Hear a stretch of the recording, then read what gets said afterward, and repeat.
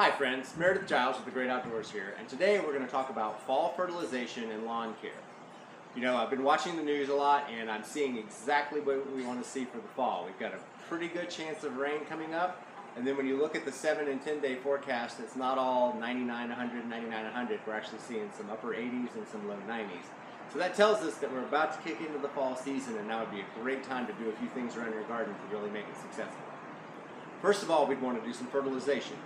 There's two things that can happen with fertilization. One is it can help perennials and things like that get a nice flush of growth for the fall, get some nice blooms for fall time. Also, it can help set up some of your early spring bloomers, things like mountain laurel and Texas redbud, things like that, so they have the nutrients they need to bloom early when they should be blooming. So, you know, a good general purpose fertilizer used around the yard would be a great thing to do. Another thing you can do is fertilize your lawn now. Now in about 2 or 3 months, you're going to get an onslaught of commercials for winterizer. Winterizer really is kind of a flawed principle here in Central Texas. Our grasses go completely dormant in the winter, and you really don't need to be fertilizing them in November or December. You need to be feeding them now so you can get a nice flush of growth before they go dormant in winter. So something like our 611 lawn food is awesome for feeding your soil and for feeding that grass.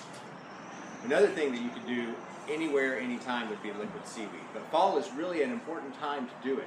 Liquid seaweed contains a lot of potassium silicate, which is something that plants use to make their cell walls really thick and strong. And so it helps set up plants for wintertime in case we do have a hard winter. They'll have their cells nice and thick and strong, and they'll be able to take that cold a little better. Now, one final thing you should consider doing here in this mid-September time frame would be corn gluten.